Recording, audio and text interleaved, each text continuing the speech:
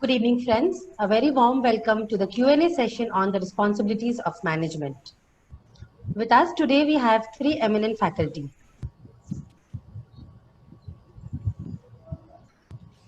Dr. Vibhu Ranjan Gupta, Sir is the Director of Sarvodaya Healthcare NCR Delhi and a Principal Assessor of NABH. Dr. Narayan Pendse, Sir is the Honorable Director of Operations, King's Hospital, Colombo, Advisor, Medical Strategy and Operations, Fortis Healthcare India. With Dr. Narayan and Dr. Vibhu, we also have Dr. Lallu Joseph. Ma'am is the Quality Manager of CMC Vellore, Associate General Superintendent of CMC Vellore, and the Secretary General of CAHO. We have collated a couple of questions that you have floated.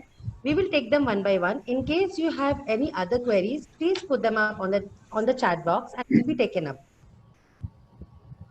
Over to Dr. Lallu. Thank you, Meenakshi. And thank you, dear participants, for joining this session. I really appreciate you for sharing your questions with the, to be answered. So we will take the questions one by one. I'm going to moderate this session and also be part of answering some of these questions. So if you have any questions, please put them up in the chat box and we are happy to take it up. We are planning to have about 1 hour of discussion. So we really have good experts with us here to handle the session. Dr. Narayan and Dr. Vibhu Ranjan, thank you very much, sirs, for being part of this wonderful session. I listened to the session also. Thanks for that. So now we will take the questions one by one, sir. Now there's a question on interpretation of ROM 1A. So I don't know the person who's put this across. Kindly explain the interpretation of this objective element once again. Which training education for governance is required? Vibhu sir, do you want to answer that question? Yeah. So ROM 1A, this is a core standard and it's a new element which has been introduced this time in 5th edition. So those responsible for governance are identified and their roles and responsibility are defined and documented.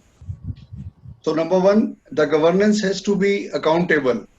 They have to ensure quality of care and help healthcare organization to achieve its goals. And not only they have to be accountable, the things has to be documented, because if we go to this particular objective element, asterisk marks is there. So all the minutes of meeting, etc. has to be documented. Then they should meet at regular intervals so that they can monitor the progress, how it is done. So the question is how it has to be monitored and how they have to be trained. So just see, like there are two types of people usually in governance. One is with medical background and second is with non-medical background. So, for example, if someone is from non-medical background, he has to be used to hospital operations, then he has to be inclined, or he has to take some experience in different SOPs or things, whatever is happening in different areas of hospital, whether it is emergency, whether it is OPD, whether it is IPD, or other high-risk area of hospital, for example, cath lab or operation theatre, etc. So they have to be used to all this, and if they are at top position, then naturally they must be aware about statutory requirements, because I want to thank NABH. Now you cannot start the hospital until unless statutory things are in place. Earlier those things were not there 10-15 years back. Hospital, nursing home, they used to start as their own. But now people know that yes, there has to be a license for hospital, there has to be a fire license. If hospital is using the kitchen, there has to be a license of kitchen. So all those things, those people in governance, they must be aware. So that's my input on this question. Thank you very much, sir. Narayan sir, do you want to add on? Yeah, just a little bit. That the mechanisms and structures of governance can be very, very different, because we have different types of hospitals. Many times when we think of hospitals, we think of a typical, the first one which comes to mind may be a typical, corporate kind of hospital in a metropolitan city with a CEO or a COO, etc. But we need to remember that, there's a large semi-formal or informal kind of a governance environment which exists in healthcare. So the standards which have been made are to address all kinds of hospitals, trust hospitals, private hospitals, public hospitals, those run by ministries, etc., etc. So with that in mind, and if you read the wording of the standard, it literally says in the interpretation that those responsible for governance receive formal orientation and ongoing education. So the word which is used is ongoing education. There is no minimum educational qualifications which have been kind of defined by NABH or by anybody else for that matter. But like Dr. Vibhu mentioned, that people who are involved in governance should be familiar with hospital operations and the intricacies of hospital operations so that they are able to do their job better. Because the job of a hospital is not only for the management, it is also centered around patients. And running a hospital operations correctly, comprehensively, and efficiently is in the interest for everybody, because ultimately health is a precious national resource. So we need to keep that in mind. And with that purpose, I think that's what the standard alludes to, that they should receive formal orientation. So they should be familiar with the different areas, even if it is a CSSD or some of those, because these are important areas for everybody to know. And then ongoing education, which may be on-job experience or some kind of additional, trainings which the person or the people responsible for governance may undertake. That's all. Absolutely, and I completely agree with that. The governance varies from organization to organization. You may have even external board members who are coming in, and they need to know exactly their roles. Why are they sitting in the board? What is their role and responsibility? What have they actually taken on themselves? So the way we kind of say that all ethics committee members need to go through good clinical practices workshop, I think it's more in line with that. You need to understand the organization, you need to understand the governance structure, you need to understand the statutory and regulatory requirements for valuable contributions that you can make to the organization that you have agreed to be on the board. So thank you very much for that explanation, sir. I hope the answer is clear there. Now, Satyaraj Venkatesh is asking, what are the list of evidences which the assessor would be interested in reviewing with regards to ROM chapter? Narayan sir, your take on that? So it's quite a wide it's a wide field question, because there are many things which an assessor would want to see. And right from starting from, let's say, what are the policies and what are the structures of governance which have been listed down. So starting from there, what are the policies and protocols for ROM? Let's say, for example, Dr. Vibhu mentioned about minutes of meeting. Let's say whatever the governance structure is, be it a board of management or be it an executive management committee, etc. So what are the minutes of meeting? What is the organogram for the organization? What is the governance structure? Who reports to whom? What is the hierarchy? What are the broad plans that the organization has? For example, in the ROM, we talk about a strategic plan, operational plan.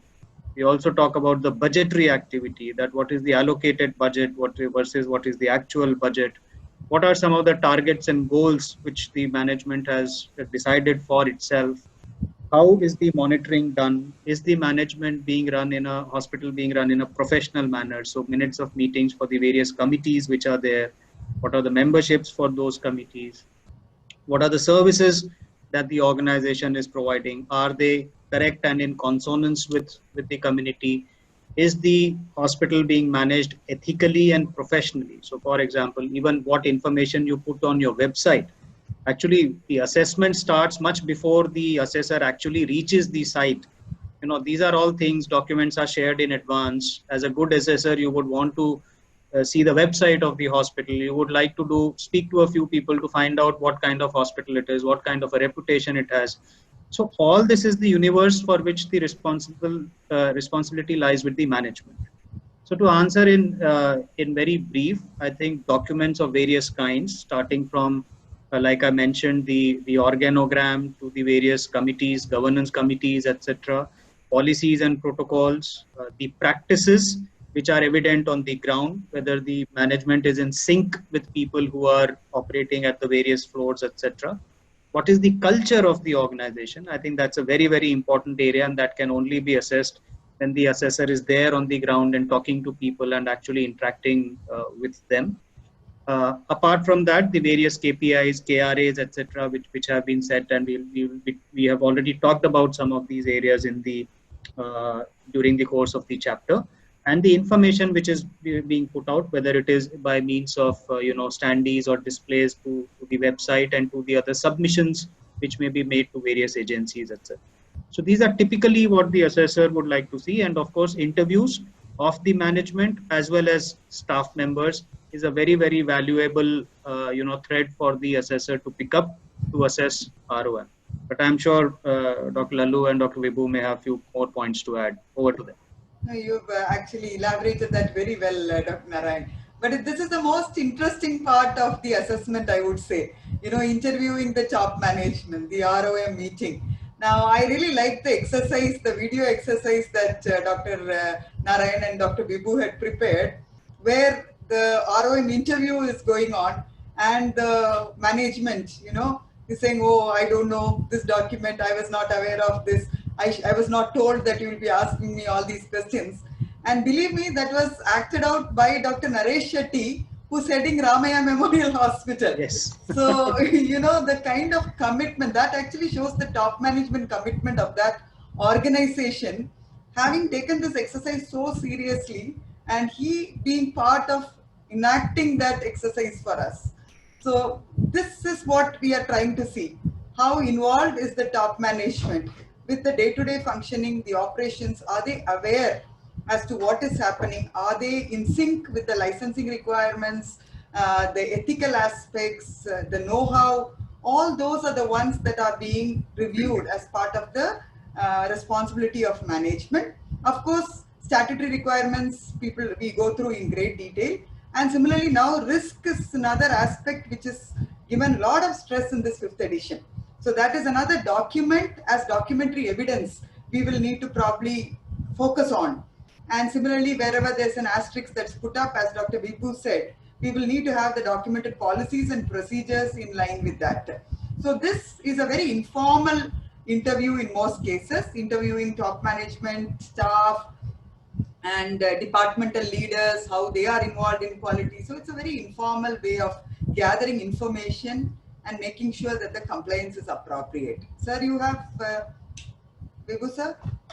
Maybe you both of us elaborated very nicely. Maybe I just want to add two things. One is social responsibility of the organization, and then service standards. I mean, by knowing service standards, we will come to know about the culture of the organization, as Dr. Pendse has mentioned. So I think these are the two things which can be seen during the interviews, and that's all from my side. Thanks, thank you. If I may just add one more thing is, and that's although liberally addressed in the chapter, is about outsourced services, and how ultimately from a patient centricity point of view, from a patient's point of view, whether the hospital services in-source or outsource, it doesn't matter. Because the patient is not concerned with how you manage your services. The patient is concerned about the quality of service that is being provided. In today's time, more and more hospitals are outsourcing their services. So how the management selects people or agencies to whom these services are outsourced and how are they being monitored is increasingly becoming a very, very important area for ROM. And that's why it has been adequately addressed in the 5th edition also. Yes. So with that, we'll move on to the next part. I think we'll focus on some of the strategic management issues. Right. So there are a couple of questions. I'm just trying to combine those and put across to you. First and foremost, who should be involved in internal and external scanning of strategic and operational plan as per various tools? So here the question is on who should be involved in internal and external scanning. The second question I see here is, so sorry.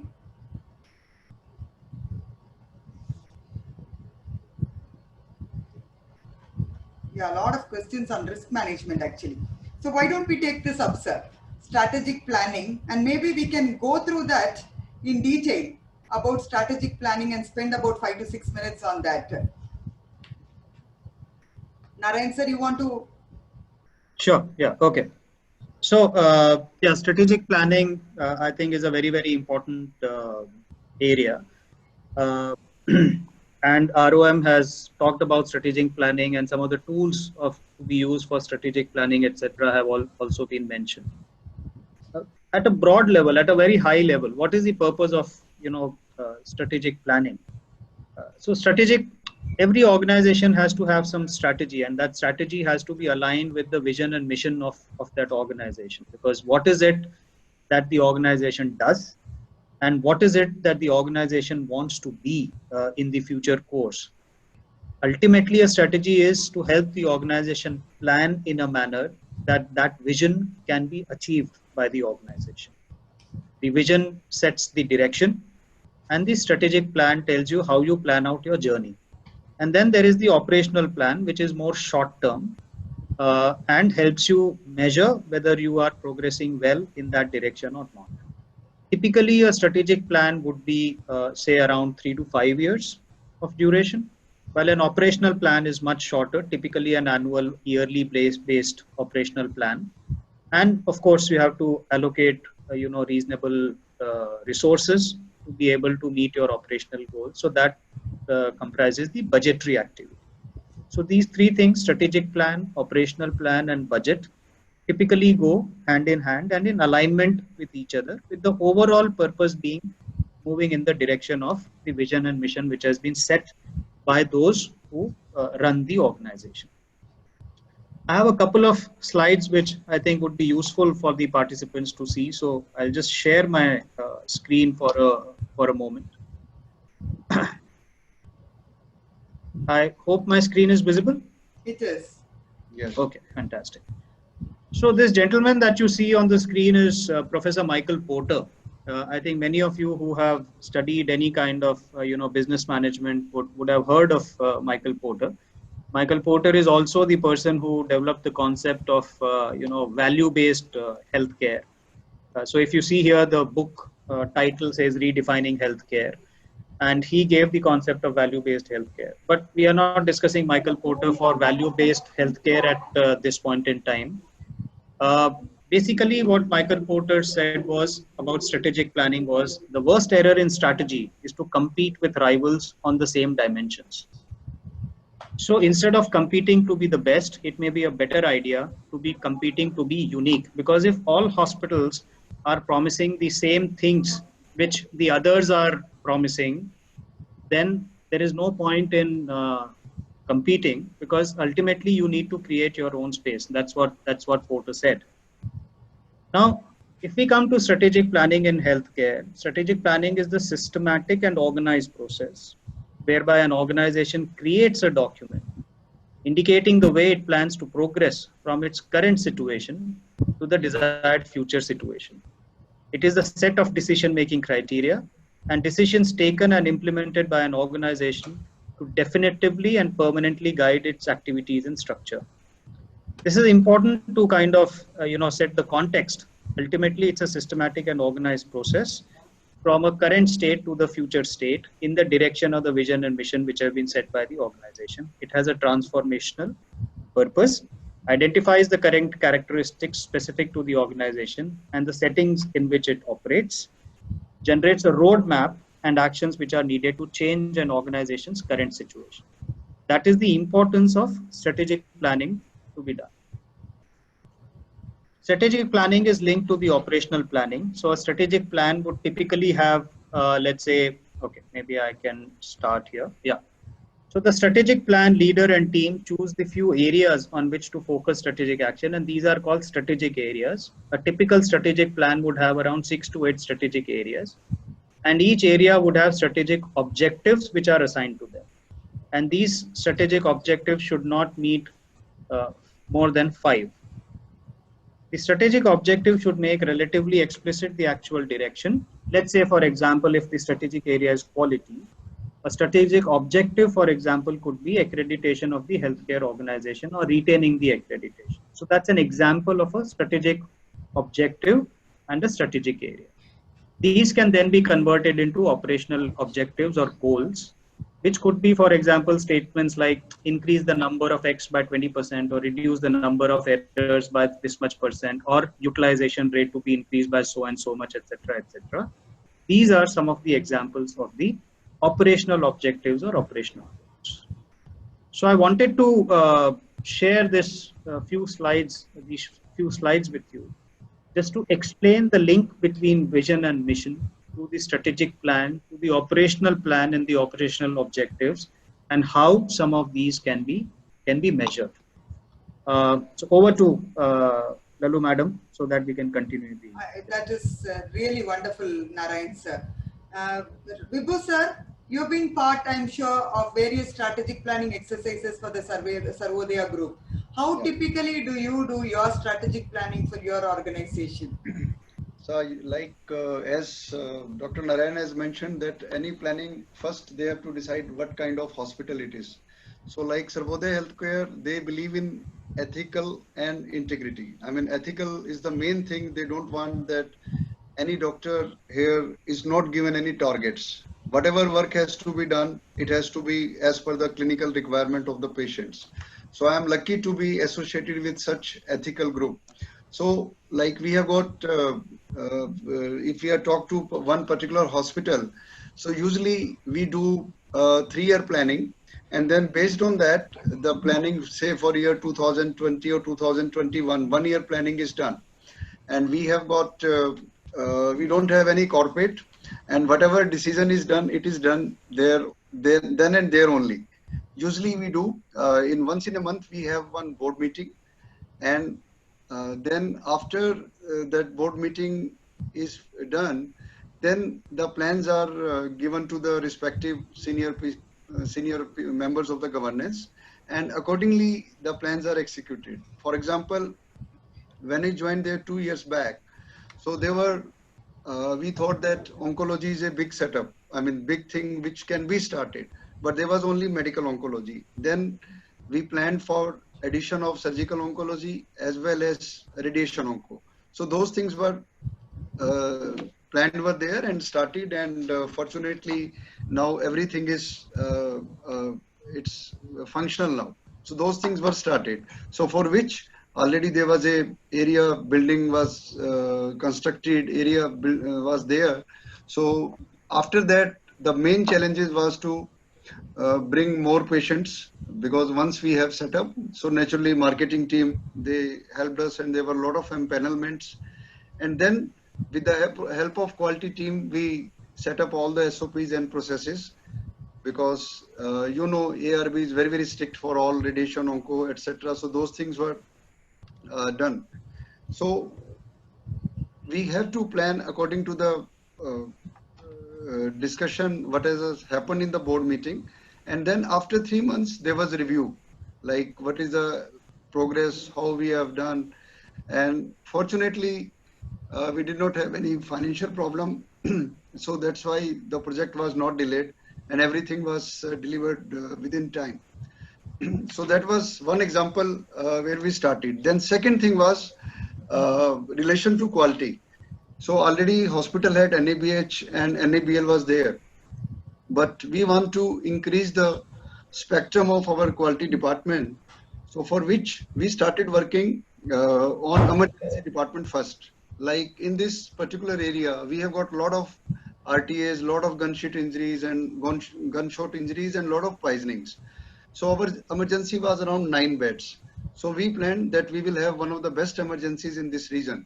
So within around 6 months, we planned for new emergency for 21 beds. So there were construction was done, and after that we organized our emergency, and it was typically made into red area, green zone, yellow zone, and then naturally staff was also increased. Then I thought that yes, this is the initial stage of big emergency. Why don't we have our SOPs in place? So we applied for emergency standards for NABH, and within about 8 months of time, we were able to take that accreditation also. So now staff was there, doctors were there, and nurses were increased. So they have got now system, yes, we have to work like this. So that was another example. Third area, when we started oncology, so we wanted to upgrade our level of blood bank. So basically it was a blood bank only. There was no concept of transfusion medicine, and it was only used for blood donation. Then we thought, yes, if we are increasing critical care beds in the hospital, if we are having all sets of oncology, so we have to upgrade the level of blood bank also.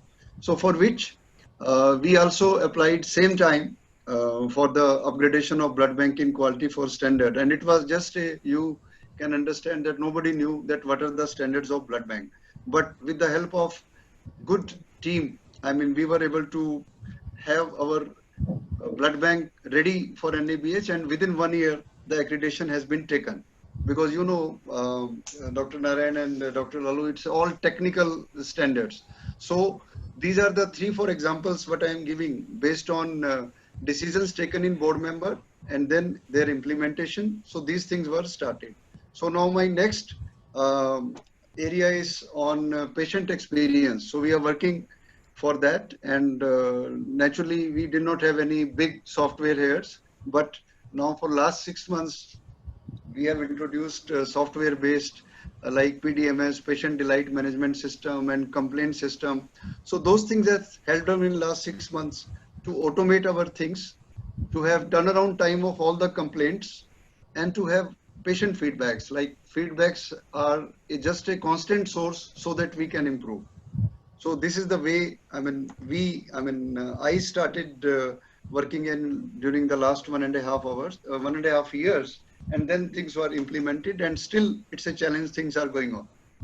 Thank you very much with pertinent examples, how you brought out strategic and operational plans. I will just spend 2 minutes on that because I've been part of, we are a very large institute, about 3,000 beds and 10,500, now it's 12,000 staff working in the organization. We do our strategic planning exercise every 5 years. So what happens is typically all our council members, it's about 110 of the council of churches, and their representatives come in, international experts come in. So we focus on 3 areas: education, service, and research. And these 3 areas are focused on with the ethical value. That is day 1, the deliberations will be completely on ethics. And day 2 will be on patient care, day 3 on education, and day 4 on research, and so forth. So the way forward for the organization is deliberated. The strengths, the weaknesses, the opportunities, the various threats that we are facing, all those are being discussed. And across the spectrum, from a global perspective, people bring in their experiences. Then it's all discussed. Smaller groups work on it. For almost a year, people work on it. And then there is a document that is brought out for the next 5 years, the way forward for the institution. So even if the administration changes, the management changes, that is taken as a document, as a guiding factor for the, for the subsequent people to take on and implement. Major decisions like moving into another campus, acquiring newer facility, everything is taken, or obtaining Institute of National Importance status, everything, major broader decisions are taken during the strategic planning, and subsequently that's all spread out, split up into smaller operational plans and given to individual departments to execute, and that is all followed up in the executive and the council every 6 months. So that is the way our strategic planning works. I think we are all in sync when it comes to operational and strategic plans. I hope our participants have really understood. The problem is many of the accreditation coordinators, what happens, they are not in the management level. So the kind of understanding of strategic and operational is always a little skewed. So I think with this kind of examples, you would have now understood clearly what we are talking about, strategic and operational plans for the institutions. And some of you, I'm sure, are part and parcel of your organization doing it as well. So with that, let's move on to a very interesting question. Dr. Narayan, you have points? You're muted. Sorry. Yeah. So if I could just have 10-15 seconds, I think, and I'll just share my screen once again on this same topic, just to drive home the point very clear. This is an example of a strategic map, or a strat map as it is called. This is for some particular healthcare organization, and this is their mission, saving and enriching lives, and this is their vision statement. If you see the direction and strategic priority could be, let's say, growth, for example, or it could be quality and patient safety. If I look at growth as an example, then the strategy would be to optimize the existing and developing new medical programs, something which Dr. Vibhu was mentioning. For example, he spoke about radiation oncology, etc. That could come under development of new service lines, or it could be to establish center of excellence to maybe upgrade some of the services which the hospital has, or to maybe start a completely new center of excellence. It could be oncology or dermatology and laser, depending on the services that the hospital is providing. And of course the accountability and responsibility, that which team is going to, or which function or which department is going to be responsible for monitoring and setting it up. So that's an example of a strategic map. And if we just look at this one box here, optimize existing and developing new medical programs, an example for this, let's say, could be when I have to set targets and goals. So development of new service lines, how it would be measured. For example, roll out at least one independent service line besides oncology. What would be the target and goal? Articulate and document a roadmap and scope of service lines, for example, for nephrology and urology. What are the milestones? Action plan to consolidate and build an independent service line in nephrology, urology by this financial year. Or for center of excellence, it could be roadmap for next 3 years for 10 hospitals to be decided and validated in this financial year. So that's an example where a milestone or a target is being set with the overall purpose of aligning with the strategy, which itself is aligned with the mission and vision of the hospital. Thank you very much, Narayan sir. It'll be great at least if you could share the screenshot of that. You put everything in one slide. I'm sure our participants will really appreciate if you could share that slide. And sure, will do. Yeah. Let's move on to what are measurable goals of strategic and operational plans. I think as part of the thing just now you addressed that. What are the measurable goals of strategic and operational plans? You want to take that? Yeah, so like we talked about, ultimately the operational plan is something which is a short-term or interim plan, overall aligned to the strategic plan. Usually in most of the organization, along with the budgetary exercise, typically you start your budgetary exercise a few months before the closing of the financial year. And that's always a good time when you would review the progress that you have made in achieving the strategic objectives that you had set out, and the targets and goals that you had set out for yourself for that particular year. Usually in the business part, it is the financial year. So by norm, it would be the financial year. And you would then review this, strategy or the tactical planning. For example, you may not have been able to meet some of your operational goals or targets that you would have set for yourself. In that case, what went wrong? Was it realistic to begin with? There could be a recalibration which may be required. There may be a resetting of goals which may be required. Or some of the goals may have to be given away because they may not be practical anymore. I mean, we live in times of, disruptive innovations today. The entire model of healthcare or any other business for that matter can change very, very quickly. We are already seeing, the times of COVID, for example. Let's say the development or rather the emergence of telemedicine and video consultations, etc., is something which most of the hospitals had never thought to give it that kind of an importance. But today, to cater to that, it's become a routine business. So that's an example where operational planning may have to be done very, very quickly and may have to be modified. But the important thing is, what is the mechanism to monitor at a periodic interval how you are achieving your operational goals, or if you are not achieving, then what is the reason? Does something need to be done so that you are able to match up with your strategy? And like Lallu madam also mentioned, that strategic plan is typically for a horizon of 3 to 5 years, and with operational planning and operational goal, it gets reviewed frequently so that we are overall aligned to the direction that we had planned. Thanks. Thank you. So over to you, Vibhu sir, for this question. What would be the ideal plan frequency for holding a strategic plan for a 750-bedded hospital, like operational plan for 1 year? I think you mentioned about 3 years, isn't it? How big is your hospital? My hospital is around 450 beds. But okay, if it is for 750 beds, I will plan like this. First, we have to decide what is the scope of services. Like what will be the specialties which will be there, secondary level, tertiary level, quaternary level. Based on the scope of services, the plan has to be decided. Then, based on scope, infrastructure, there will be requirement of say infrastructure, manpower, then equipments will be like capital equipments, and then it will also depends on diagnostics. Like for 750 bedded hospital, depending on the scope of services, what sort of lab imaging or nuclear medicine they are going to put. So I think for 750 bedded hospital, first plan has to be there, whatever things I have mentioned, and then every year it should be reviewed because 750 is a big number, and based on that, the things can be planned accordingly. Yeah. So what is your take, Dr. Narayan, on that?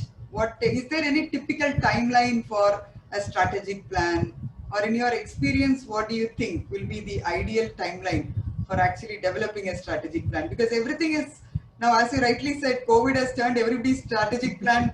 It's become topsy-turvy now. So do we now restart our strategic planning post-COVID, or we still remain COVIDized, as you say? Yeah. So see, strategy always, by definition is it's a long-term plan. So of course there will be ups and downs, and there will be factors seen, unseen, which may impact overall strategy. But strategy, like I mentioned earlier, and Dr. Lallu also mentioned, that typically it's a 3 to 5 year plan which you have put into place. Obviously, when you plan for that period, you would have thought of all the scenarios.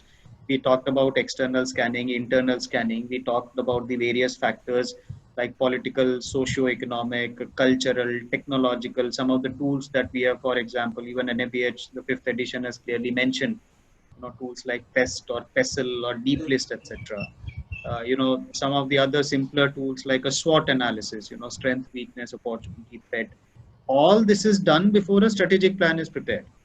So obviously you would have thought of these scenarios. Of course, nobody would have thought of a situation like COVID arising. I mean, but that's more of an outlier. I really don't think we can take that as a norm, and let's hope that doesn't become the case. But yeah, you would anyway have thought of these factors. So a plan typically would hold good enough for at least 3 to 5 years. But obviously there has to be a review which has to be done at least annually, and that's where the operational planning comes into play, and you would link it to your strategic plan. I Absolutely. don't think there is any need to modify your strategic plan very rapidly, because then it basically will tell you had not done a proper Planning strategic your planning in the exercise. first Yeah, place. exactly. So I think we are in alignment there, 3 to 5 years, and every year you just review. Most of the Absolutely. times you should not be changing it, because then you have not really thought through the process of strategic planning properly. Yes. With that, now let's move on to our leaders. Everybody has a question. Should the leader have a management qualification? What if he's a pure clinician? Should he also have a MBA, MHA? Is that what is needed? What is your take, Vibhu sir? I think that helps. Management qualification always helps to become more efficient, more analytical. In addition to clinical qualification, that's why the edition book says that yes, the person who is heading the organization has got a requisite qualification as well as experience. So I think that helps, in my Yeah. opinion. So appropriate implies qualification in hospital management but administration is what it says. Now my question to you, Narayan sir, I go for a assessment and I see this doctor who's probably MCH and he's headed this organization for 20 years and he doesn't have a MBA, MHA. What do I do? Do I write a NC here saying he doesn't have appropriate administrative qualifications? He has appropriate experience. But is it right to say that, or how do organizations recommend that? So I'll probably take it in a different manner, in the sense that, and I alluded to this a little bit earlier, that whether it's a private hospital or a public hospital, government, semi-government, it really doesn't matter. Ultimately, we all agree that health is a precious resource. In order to run a resource efficiently and correctly, the administrative support and the operational planning and support has to be good. Now, does a education necessarily make me a good administrator? Not necessarily. Today, I mean, there are various courses that I could do, just collect a certificate. Does it transform me into being a good administrator? It really doesn't. So simply because a person has a clinical background, let's say, for example, in the what Dr. Lallu gave the example, the person may have set up the hospital and has been running it effectively, efficiently, and giving enough time to manage the affairs rather than just have a cursory, involvement. I would be a little lenient on that. It's something like a general surgeon performing, let's say, a gallbladder surgery. If one looks at it from a clinical perspective.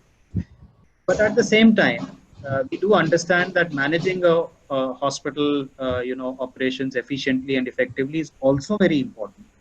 Simply by being a clinician, it doesn't teach me. We are not taught, hospital administration or efficiency or budgeting and finance, etc. In our medical curriculum textbooks. So even if a person does not have, in the example which he gave, I would interview and suggest to the administration or to the chairman or to the owner that it would help if he or she can get some formal qualification as a validation that he or she is experienced enough, and that experience is something which is in line with the overall views and norms of business management as far as healthcare is concerned.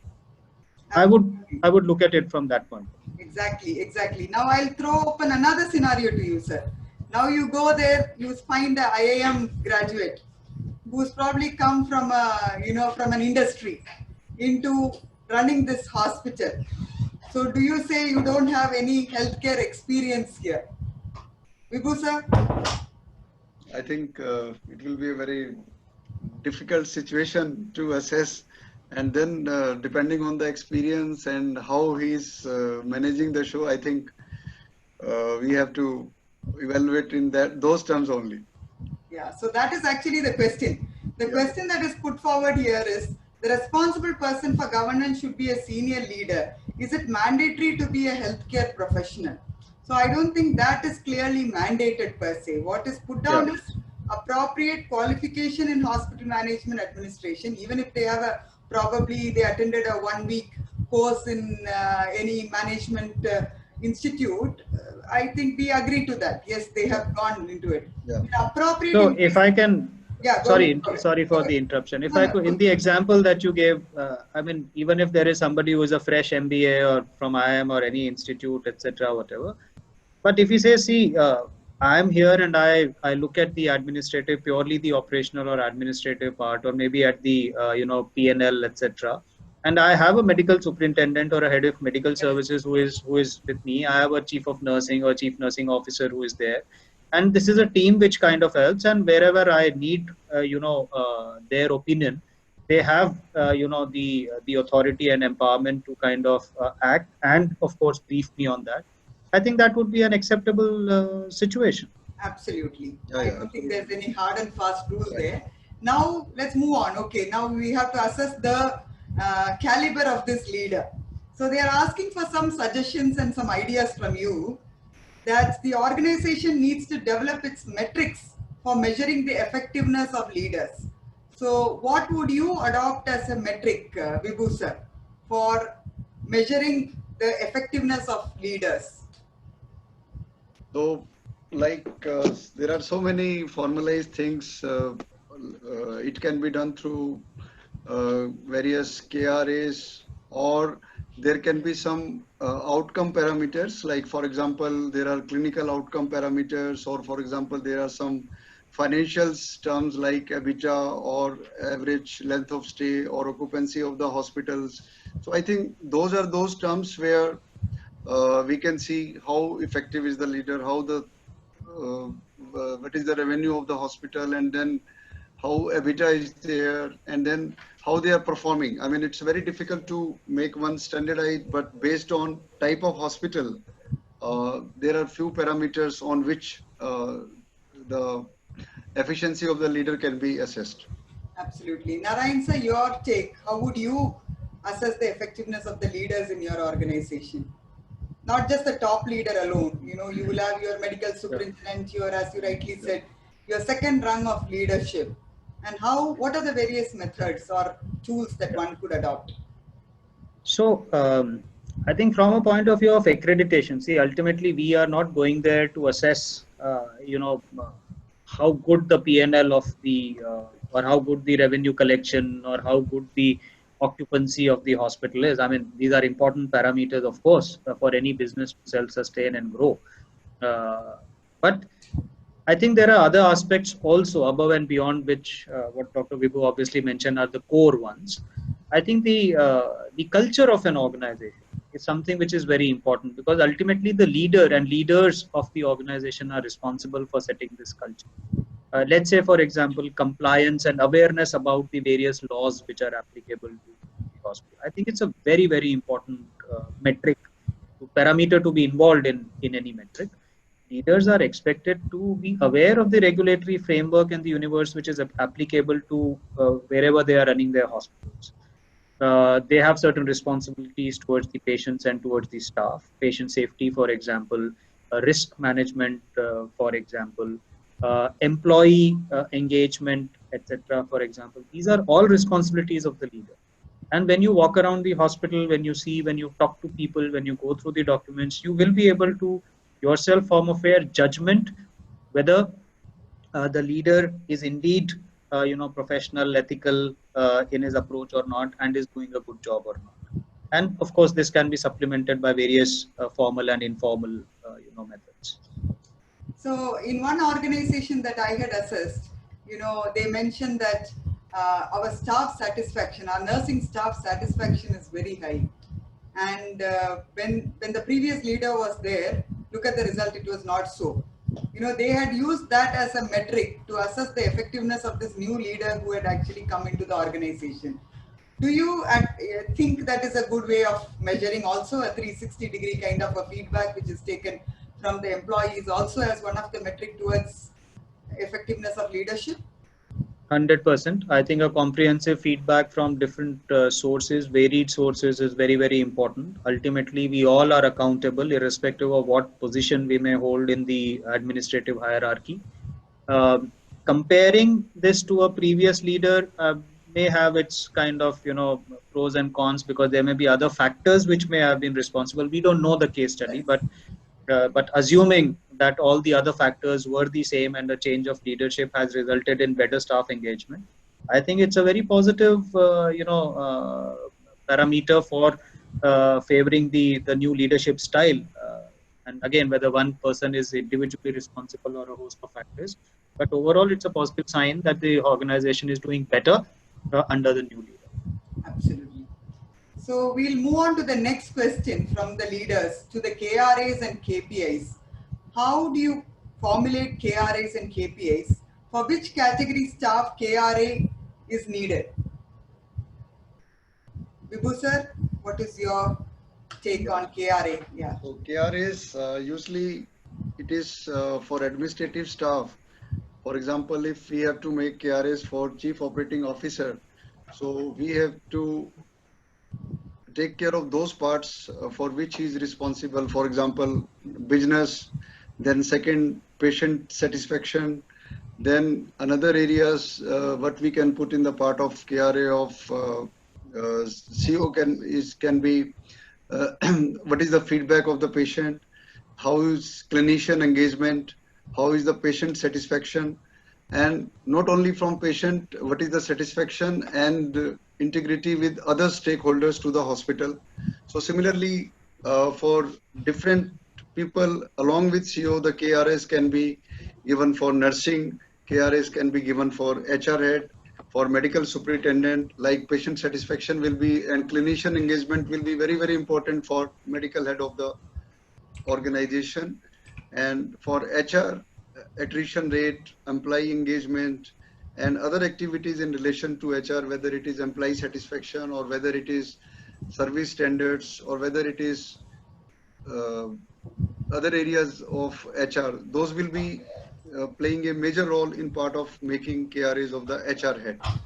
So depending on the designation and experience, those KRAs can be done. And then based on KRA, performance appraisal can be performed. And as KRAs are measurable, so it's better, for example, if it is made for 1 year, then quarterly they can be evaluated. And for example, if some particular person is lagging behind, so maybe for the next quarter, we can tell, yes, this is your performance and you can do better in the next quarter. So that's my take on KRAs for different type of people who are involved in senior leadership. Yes. So there's always a question on what is this KPI and what is this KRA? What is the difference actually between the two? How do you actually distinguish? Can you throw some light on that, sir? I think that will bring in a lot of clarity, because this question is in such a way that it is both KRA and KPI linked. What do you see? Narayan, sir? So my understanding is that KRAs are typically used for performance management and performance appraisal of individuals, particularly those who have some position of authority and accountability, managerial responsibility, for example, or an HOD, for example, line managers, etc. They would typically have KRAs, which are set at the beginning of the year, depending again on the strategic plan and operational plan of the hospital. KPIs, for example, quality indicators and KPIs that we look at are typically more for departments or functions, where their output can be measured against a set benchmark, internal or external, which would be there. While KRAs are the ones which are, like Dr. Vibhu mentioned, typically quarterly or mid-year reviews, and of course an annual review is done, where what was expected from the employee and what the employee has been able to do or not do, so that the performance can be measured and accordingly the HR benefits, etc., can be calculated. So that's the subtle difference between KRA and KPI. So typically, if you were to put some KRA for a human resource manager, what would you think of as some of the key, KRAs for a HR manager? So it can be like, go ahead, sir. Yes, sir. Like for HR, it can be optimal utilization of resources with minimal cost, then attrition rate of the organization, then how organization culture is there, how they are maintaining service standards, and employee engagement is a very, very important activity on which KRA of HR will be performed. And then statutory requirement in relation to HR, for example, EPF, etc., and other labor laws, depending on that land of law, etc. So these are the few things which can be correlated with the KRA of HR head. Okay. So on those, some of those part of our KPI also. See, that is the whole thing, the employee attrition rate is seen as a KPI, key performance indicator. Right. So what do you see as a difference, Narayan, sir, between an attrition rate as a KRA for a HR manager versus a KPI for the organization? So attrition rate is not the only or sole responsibility of the HR manager. Yeah. Okay, of course, it's primarily an HR function, because HR is the one which would be dealing with this. But it reflects overall about multiple factors above and beyond HR, and overall about the organization. So as an organization, KPI and attrition rate, for example, is used. For the HR manager individually, it could be attrition rate, for example, for some select group of employees where they have been having, let's say, some specific problem, for example. Another important area for a KRA for HR manager would also be, let's say, HR planning. HR planning is something, or forecasting, for example, is very important, whether the HR manager has been able to do that or not, because that's a core responsibility for HR. Forecasting how many employees will be quitting, how many new will be needed, what kind of new service lines are being opened up, etc., etc. That's a core HR responsibility. So that is something which is good enough to be put into the KRA bucket. Well, the KPI, because like I said, it's not only HR, it's an organization wide, so it can be parked easily into the organizational KPIs, like NABH has also done. Absolutely. So now the question moves on to service standards. What are the methods to review the service standards in an organization? What would you say, Vibhu sir? as methods of review of service standards? So service standards can be measured like it depends on culture of organization, how many service standards they define. And then based on employee satisfaction or patient feedback, then they can monitor the service standards. Yeah, sir. So for example, teamwork, professional courtesy, interpersonal relationship, soft skills, communication skills, behavior and attitude, training of employees, confidentiality. So these are the various service standards which can be defined, and they can be assessed through employee satisfaction survey, or nowadays some hospitals are getting outside team to do some surveys so that they can find out what is the result of service standards. Of course, feedback from all the stakeholders, that can also be one of the measurement of the service standards.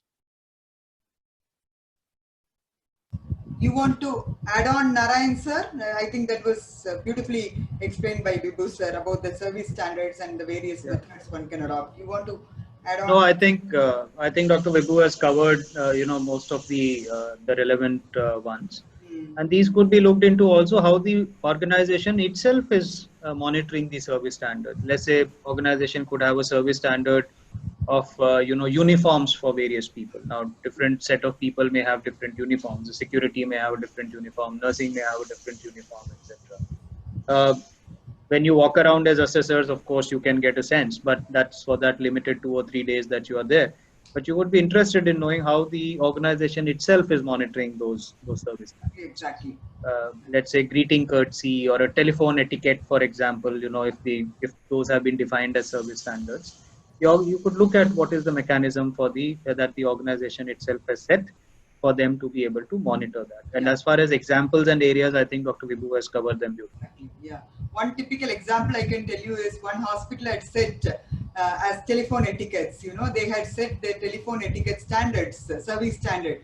Within 3 rings, the phone call will be answered. So they were actually monitoring the number of calls that were missed, and beyond 3 rings, how many calls went unanswered. So that is one way of measuring also. So we'll have to be innovative and understand how typically we can measure. So I think for the sake of participants, that appears to be a very difficult standard to meet for many hospitals. But you could also have a system where you say, okay, even if I have not been able to attend to a call, what is of my system for calling back to the person who had made that call? That could also be a service standard. So it's not that everybody has to be responding to calls in 3 rings or 2 rings. I mean that's a good standard to implement, and if you can match that, fantastic. But from a patient engagement point of view, if a mechanism is there to be able to trace the call, the number that has been missed, and call back, and that could be a measure that 90% of the times we would have called back within 15 minutes of having received the calls, etc. So that itself could be a good service standard and a way to monitor. Yeah, I hope they don't set the standards for us now. How many calls unanswered? So let's move on to outsourced service management. There's a very interesting question. The interpretation states that it is not mandatory to monitor the quality of the outsourced services if it is prescribed as per the statutory norms per regulations. My understanding is that annual visit is not necessary if the biomedical treatment plant with which HCO tied up is recommended by or listed by the Pollution Control Board. If other outsourced services such as housekeeping, security, laundry are established according to the guided norms, is it fine to verify the credentials and keep the documents? What do you say? I think it's very important to monitor outsourced services. The one part in this particular example of biomedical waste statutory is that yes, if that particular agency is approved by the government, but how they are doing the things, how they are taking the waste from the hospital, and how they are monitoring that particular waste in their particular center, I mean those things has to be monitored.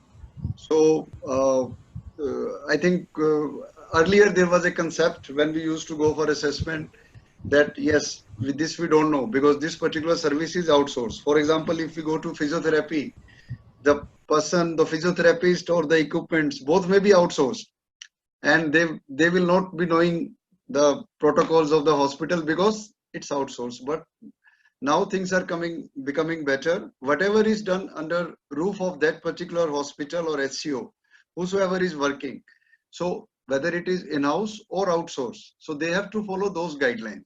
So in my opinion, in this particular example of biomedical waste, statutory thing is only limited to the that particular agency who is doing the biomedical waste, but monitoring is definitely required, in my opinion. I completely endorse that because we are not able to run a service and therefore we are outsourcing that. And that service is going to automatically impact the kind of delivery, care delivery in the organization. So it's very important to monitor the quality of the outsourced service doing the site visit also, particularly with regards to laundry, CSST and other things that are outsourced. But if my understanding is right, the new biomedical waste norms clearly spells out that the organization has to do a site visit. Am I right on that? Because I remember reading this in the biomedical waste rules itself now, stating that the hospital is expected to do site visit of the approved biomedical waste facility. So that is incorporated into the act now. Yeah. I think if I may add, the site visit is, I mean, okay, there's a difference between monitoring the quality of service being provided versus making an annual site visit. I think the difference is if we compare it, let's say if a hospital has outsourced a security service to a private agency. Now it's a very responsible area, security. Both from a patient safety point of view, from a staff safety point of view, financial safety, all kinds of safety.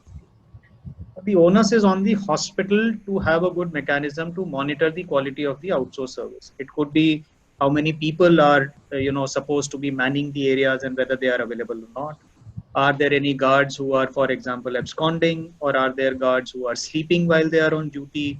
Are they properly attired or not? Do they have their background verification checks being done or not? That onus is entirely on to the hospital.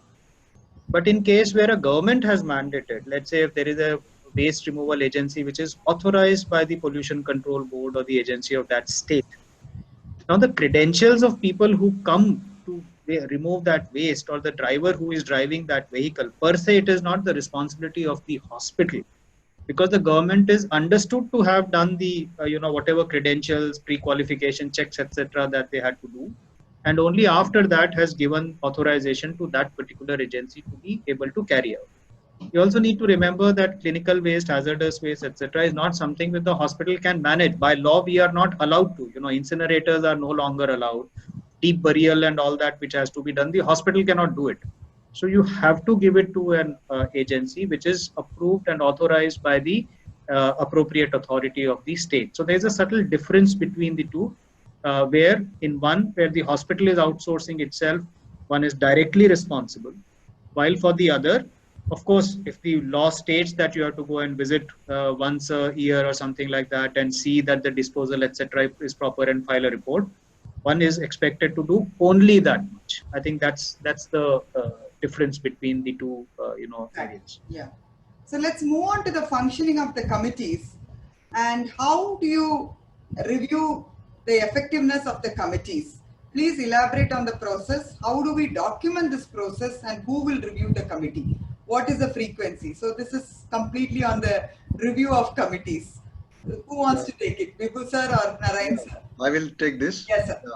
For effectiveness of committee, there has to be like responsibility of the top management. They can depute few people how the committee meetings are functioning. So there are 3-4 parameters which it should be monitored. Number one, what is the scope of that particular committee?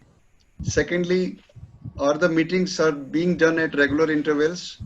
Then they have to see the minutes of meeting, what are the actions plan, root cause, CAPA, and then how the things are implemented. For example, if there is a Code Blue committee meeting happening and always there is a problem that there is a delay, or they don't have defibrillator, or the crash cart is not there. So what management has done to procure that? So based on implementation level, how that particular committee meeting has do the closure. So I think these are the 3-4 criterias, and then they should make a sort of a checklist. For example, there are 7 or 8 committees which are mandatory. Then what is the outcome? And it can be reviewed at the interval of 3 months or 6 months. So I think functioning of effectiveness of those committee meeting, it will definitely help that how things are implemented, what are the things which are pending, in my opinion. You want to add on, Narayan sir? I think jokingly many people refer to committee as come, eat and tea, because invariably that is something which seems to be happening. So responsibility of the management is basically to ensure whether the committees are meeting and doing their work properly or not, because NABH also gives a lot of importance to committees and their contribution to overall quality improvement and patient safety. Something called a terms of reference should be there. I think one of the participants has also asked about terms of reference. So terms of reference is nothing but a document which outlines, what the committee is, what the committee is going to do, who are going to be the members of the committee, how frequently the committee is going to meet, how the minutes of meeting shall be recorded, and most importantly, what would happen to the recommendations which are made by the committee, how will they be acted upon, the kappa and RC, etc., like Dr. Vibhu was mentioning. So that's the terms of reference. Now, a hospital has to have certain minimum committees, for example, an infection control committee, a quality committee, or a safety committee, etc. Now, how these committees, whether they are meeting as per the prescribed frequency or not, are people who are supposed to attend the meeting, are they attending these meetings or not, what is happening to the recommendations, are they being closed or not, etc., is something which is the responsibility of management to ensure. And in order to do that, a simple expectation would be that those who are leading the organization have a mechanism by which they either may be receiving the minutes of meeting or maybe doing a review, let's say on a quarterly basis or something like that, sorry, to see whether the committees are being, following their terms of reference or not. That is basically what is meant by review of the functioning of committees. Absolutely. Now my question is, let's say the top man, let's put it this way, it's a family owned business and it's a 300 bedded hospital, and the owner of the hospital sits through every committee and he's the chairperson of most of the committees, or he's the secretary of the committee. In that case, what do you talk how do we say, what do we say about the review? Who's going to review the committees? Is it a process that one has to adopt as a yearly review of the committees, or how do we actually review them? So it really depends on the governance structure of the organization. If it has a very linear structure and kind of a chairman or the MD, etc., is responsible, that's acceptable, provided what is required to be done is being done. Let's say, for example, an infection control committee. If the chairman is a member of the infection control committee, there is no problem. But as long as there is a microbiologist who is the infection control officer and the infection control nurse and other people who are leading those high risk areas, etc., are involved both in the discussions as well as the recommendations, I think that is what needs to be seen, rather than whether an individual is kind of doing that and is available at all. Because some of the hospitals have a very linear structure, and it is inevitable that the person may be there in the pharmacy and therapeutics committee also, in quality committee also, in infection control committee also, etc. Yeah, I think that is the very practical approach. Yeah. We need to understand that this is not a piece of paper that one has to generate as saying that I have actually reviewed the committees for their functioning. Typically, many organizations make their committees present, come to the quality steering committee and make them present their yearly meetings and whatever actions they have taken, what they could not achieve. All those are also made as presentation to the chairman or the director or the CEO of the institution. So in whatever way they do, we'll have to agree on that. And we have to be innovative also here. It's not a theoretical exercise, I would say. It is just, it is a ongoing process where everybody gets involved to make sure that the committees are effective. Not like as Dr. Narayan say, come eat and tea. That is not what we want. So with that, let's move on to a broad area now on risk management. I think typically like what ISO has done now, ISO 2015 standards have gone completely into risk management, and now I see that NABH standards this time is focusing too much on risk. So there are a lot of questions on risk management here. So elaborate on risk register, what is proactive risk management, and do you have some kind of checklist or predefined checklist? Then somebody is asking about FMEA, how to actually do a FMEA. What are the risk assessment scales that are widely used? And please suggest a easy to use risk assessment tool. Is it mandatory to implement according to NABH? So I think broadly, let's talk about risk. What do you think? Where do we start? I think many organizations have not started proactive risk management. So what is your advice, Narayan sir? I think the most most potent tool for risk management is common sense. No, honestly, I think the idea is not what tool you use for risk management. It is important to see what is your approach about risk management. How do you identify the various risks which are there in the hospital? How do you categorize them? Are you looking at the various risk categories? For example, financial risk, for example, strategic risk, operational risk, safety of patients, and occupational risk, for example, for staff members. Risk of infection, control could be another risk which is there. Risk which is related to technology or disruptive technology, etc., which could also be there. These are all various risks which are there. What is important is to start identifying what are the various risks which could be categorized under those various buckets.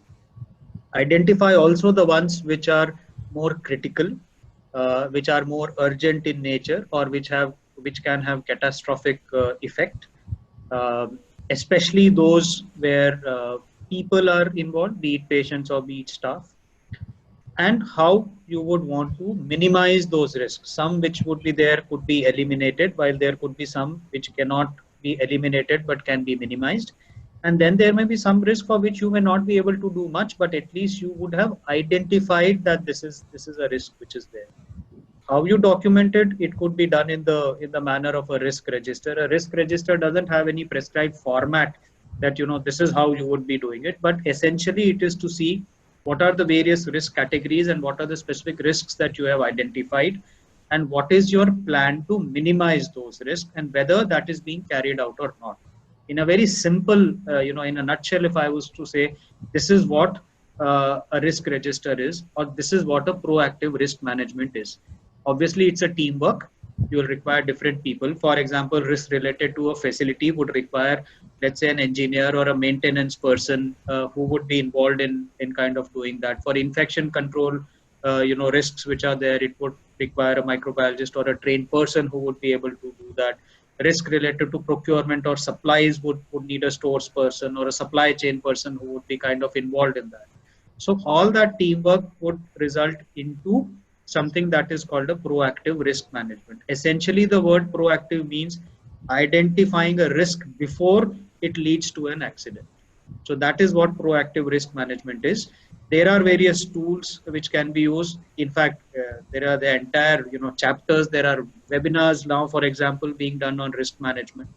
Madam Gracie Mathai has done a fantastic case study on risk management, etc., which can be referred to by the participants. But in a very, very basic, in the context of ROM, I wanted to just explain about proactive risk management. And regarding specific tools, etc., I think that's a very broad this thing area, and will require a separate session to be able to study it in detail. Absolutely. Now there's a lot of stress on risk, and as Dr. Narayan says clearly, it is common sense. Now we all, in the healthcare, we have been involved in risk management.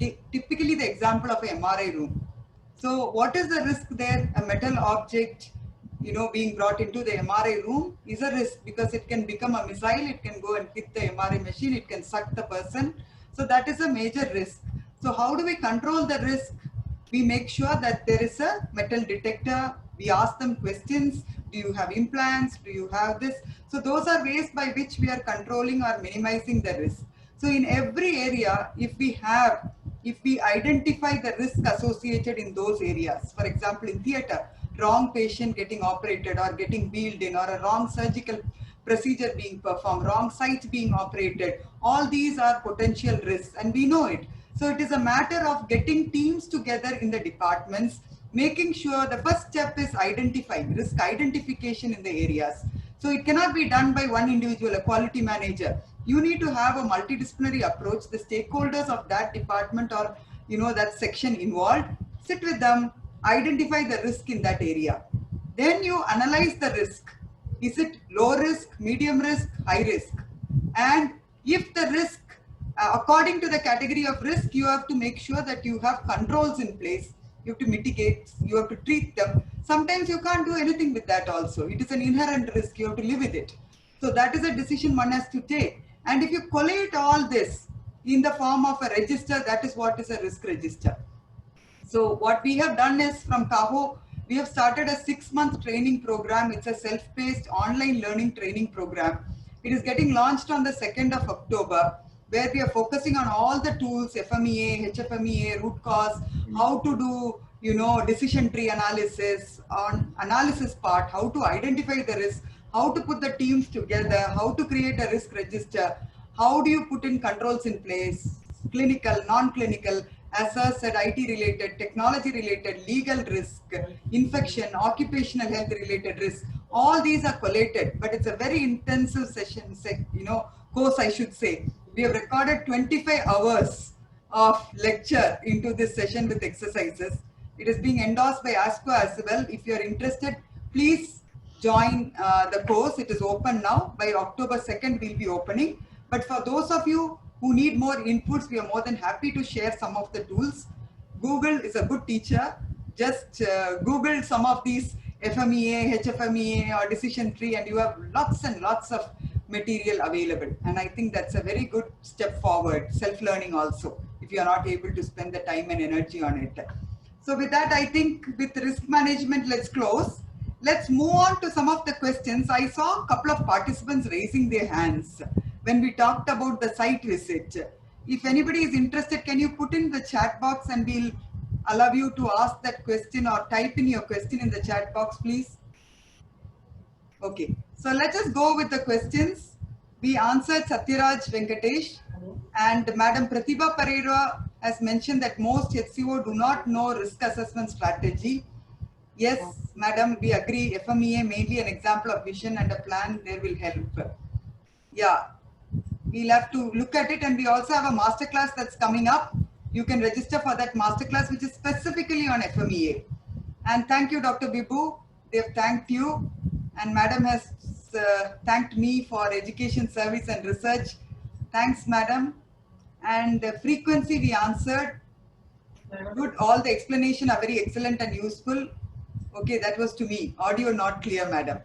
Now, let's move on to some of the other questions here. Please explain terms of reference. Yes, I think that is explained. The committee is scheduled quarterly, and now infection control safety committee and quality meetings is to be held weekly in our small setup. There are no issues and no agenda for monthly meeting. Then it is compulsory to have meeting in scheduled calendar dates. I think the question is, should you have a committee, a calendar for that?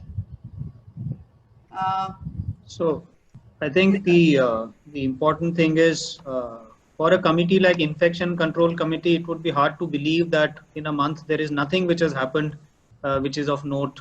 Even if there is no incident or which has happened, I think for infection control, simply, let's say, compliance to hand hygiene and whether the various bundles, etc., are being monitored or not, incidents of, whether proper precautions are being taken for occupational safety, needle stick injury, etc., or not.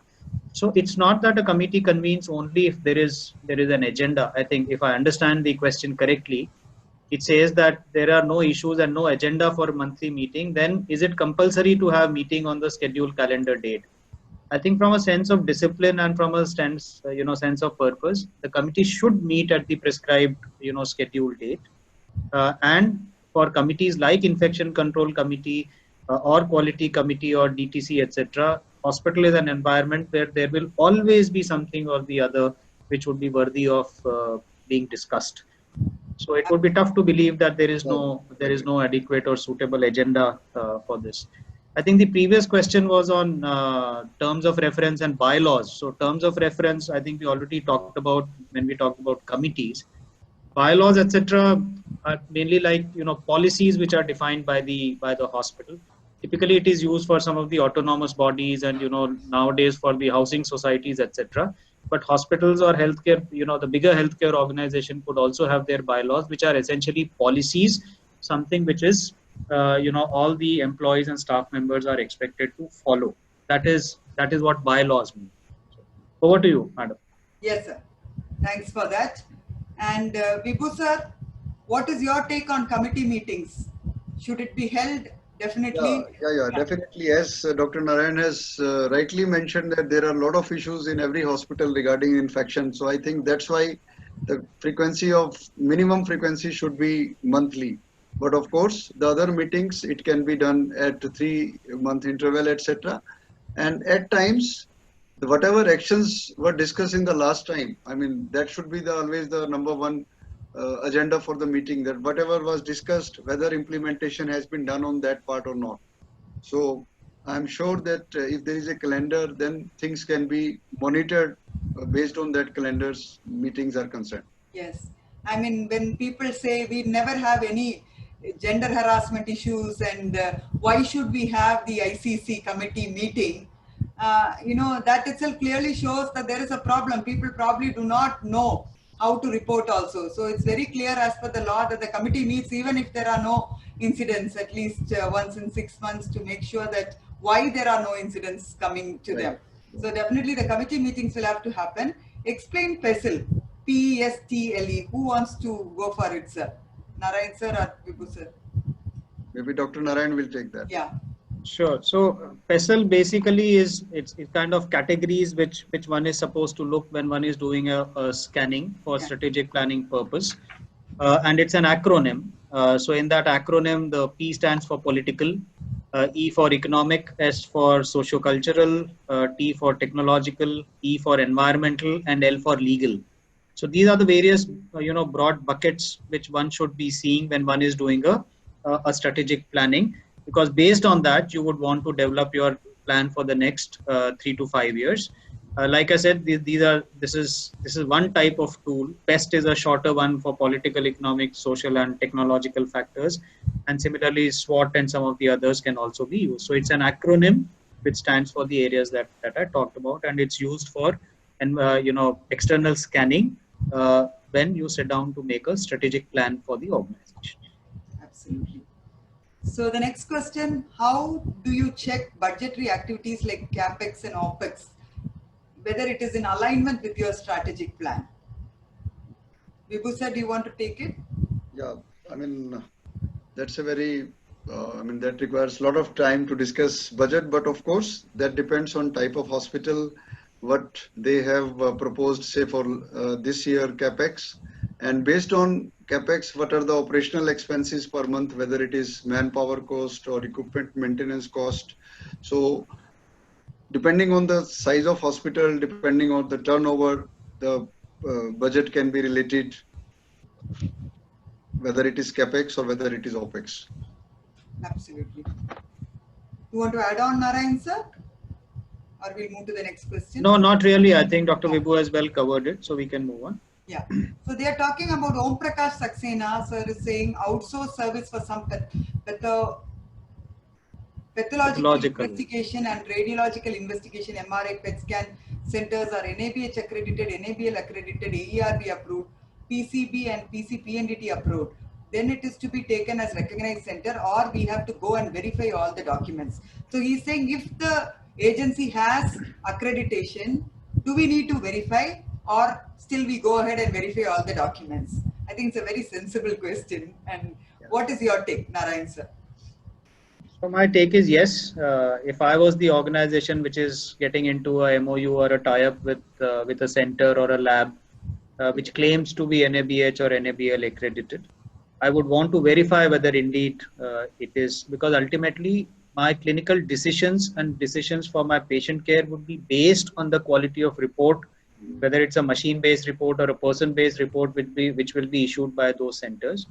So it is always better to have verified, and you can always, as part of MOU, ask for a copy of the NABL accreditation or NABH accreditation to be there along with the MOU that you, or the service line agreement that you sign with the organization. Absolutely. It becomes our responsibility, not just depending on the accreditation that they have obtained. So it is good. Yes, if they're accredited, you know the basic minimum standards are met. But you may want to go beyond the basic minimum standards also while you're outsourcing. So it's good to have a look at it. Please give some examples of benchmarking by professional bodies. Vibhu sir?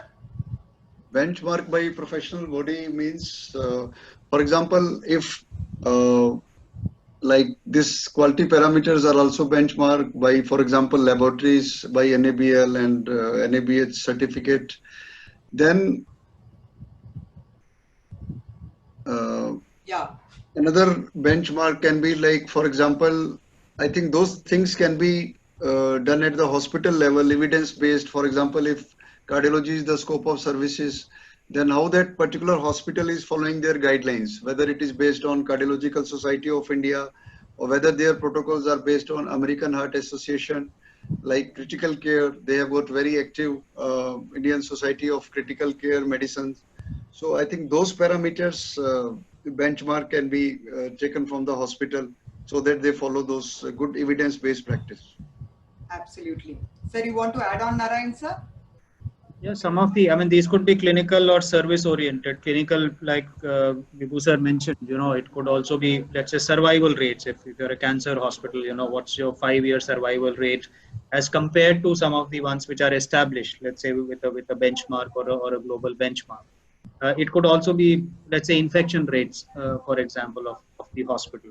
It could all, there are hospitals or healthcare organizations which would have hired third-party agencies to develop some, service excellence parameters, and those could be used to measure and, educating the public and showing your performance as compared to what is kind of, expected. So those are all examples where benchmarks can be used. Absolutely. And coming to the next question, explain FMEA. I think you'll have to really go in depth into it. I don't think we have the kind of time there to explain. It's a whole tool by itself. So you'll have to excuse us and join the masterclass. It's a 1-hour session on FMEA, or join the risk management program. You'll be greatly benefited. How do you do external scanning, external scanning and internal scanning? Again, it's a huge topic by itself. You want to briefly explain that, Narayan sir, internal and external scanning? Yeah, so external scanning, we talked about, using tools like PEST and PESEL, etc. That's an example of an external scanning, basically also to see, strength, weakness, opportunity, threat, etc. That's all example of external scanning. What is your competition landscape going to be? Are there any emerging, threats to your, at least the business continuity, which could be there? While for an internal scan, it could be, let's say, succession planning, for example. I mean, that's a classic example of an internal scan. Do I have the correct manpower? If, for example, I'm planning to scale up my services, I'm planning to add something extra in a short time, do I have people trained enough to be able to carry out that activity? Or if I have to hire more people, is there a pool of people that I could utilize for that purpose? Is somebody who is very important for my service continue going to retire in, let's say, the next few months or 1 year or so?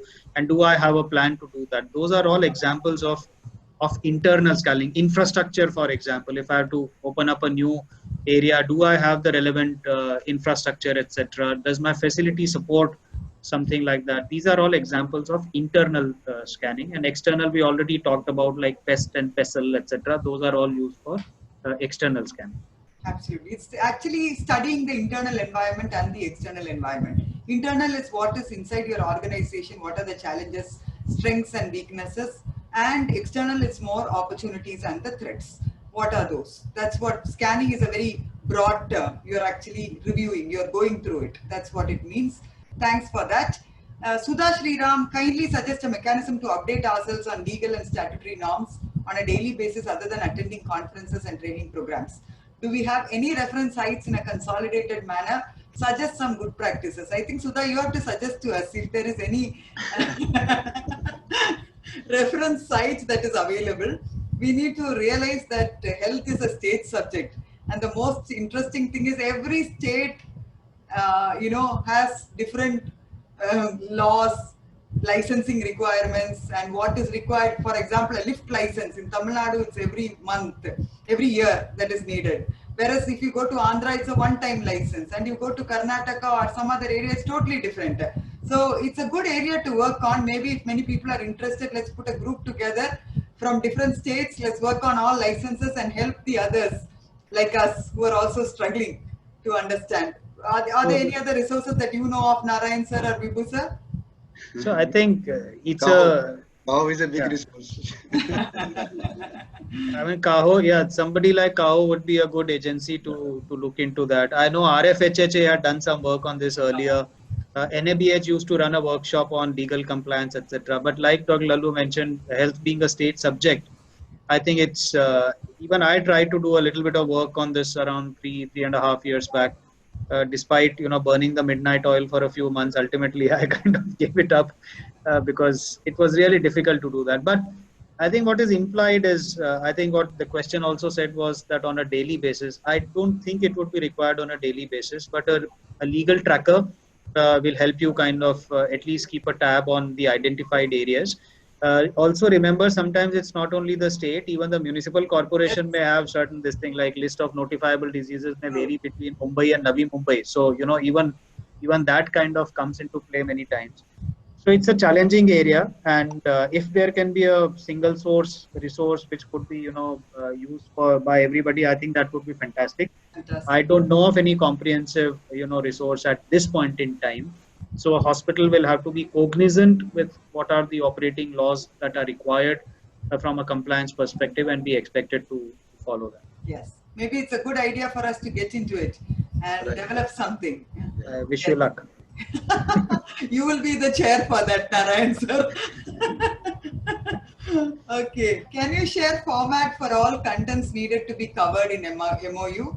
I think we will request some of our members to share some contents on that. There is a document I remember which was written up some time back, which will be helpful. How to create benchmarks for KPIs? This is the last question, and I think we'll answer that. What do you think will be the best method to create benchmarks for KPIs? Vibhu sir? So maybe benchmarking can be concerned. For example, if there are a group of hospitals and if they compete with each other and they start working, that if one hospital is doing very well, so what second hospital can do. I mean, I can give only that example.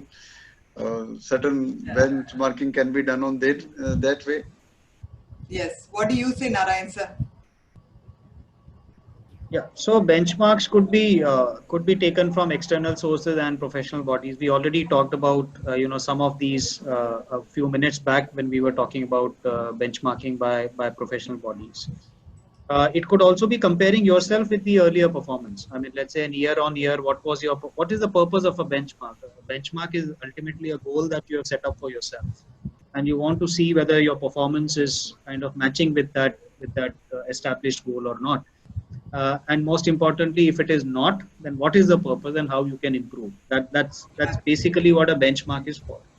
And many times people ask whether there's a internationally accepted benchmark which is available or not. Now, I really don't know what is an internationally accepted benchmark, because we are a very diverse healthcare setting, different types of hospitals, different specialities, different cultures, etc. So any single benchmark may not be practical for hospitals unless it's some, let's say, a peer reviewed evidence based benchmark which has been put up. Let's say if I look at cardiac surgery, for example, and somebody says that, okay, using a particular type of graft which is the gold standard, it should be minimally 80%, and that is defined by, let's say, the Association of Thoracic Surgeons. Now, that's a benchmark which, if you are doing cardiac surgery, would be a great benchmark for you to kind of, put. But if let's say staff attrition or staff, satisfaction survey, can there be a benchmark? It would be an arbitrary benchmark. It would be a realistic benchmark based on your own performance, but with the idea of sustainable improvement, which needs to be put into place and monitored. Absolutely. So as Sir rightly said, it is either a comparison that you can do, as Dr. Vibhu said, internally you have 12 hospitals and you have a benchmark set looking at how the performances are, or you review literature, good practices available, or you look into guidelines from CDC or any national, international. It's best to look at from our own country perspective, because we may not be really tuned to an international benchmarking at this point in time. And the other thing is, look at your own, put plus or minus 1 or 2 standard deviation and put in your own benchmarks. So if you want a particular parameter to be reduced, then I think it's good to have a -1 standard deviation or -2, or if it is something that you want to improve, it is good to have a +1 or 2 standard deviation. So you are keeping your achievement level at higher than what you are currently performing. My staff satisfaction is about 85%. Okay, I want to reach 89%, 90%. So the goal is actually improvement, as what Dr. Narayan rightly said. It is not that number, but improvement that we have to focus on. So thank you very much, panelists, sirs, for the wonderful time that you spent with our group, with your lectures and now answering to the question and answer. It's a lot of time you have spent, and for the exercises that you have given. Thank you very much, participants, for joining in. We had about 91 and now currently there are 67. 91 joining in, that's good response. And this video recording will be shared with everybody. And if you have more questions, please don't hesitate to share with us. And we are more than happy to get the answers from the experts and share with you. Have over to Vibhu sir and Narayan sir for the, Yeah. Thank you very much for arranging this. Thanks a lot. Thank you. Narayan sir. So, thank you so much. In the QA, I just saw Dr. Sunil Munkur's input also, not a question, but Kaho can really have some state-wise teams to put down all the statutory requirements. Yeah, so you have a company now, Narayan sir. Sunil sir is offering to help you. It would be a pleasure. It would be a pleasure to connect and deliver something on that. But thank you so much. I think it was a fantastic session. Good questions, good discussions, and I think Dr. Pratibha and Dr. Sunil also being around kind of helped. Thank you, Dr. Lallu, for the excellent moderator's job that you did as always, and Dr. Vibhu for being the co-panelist for this chapter on ROM. Thoroughly enjoyed, and good luck to all the participants. Thank you so much, dear friends, and look forward to having you all on 17th September. We have the World Patient Safety Day celebrations.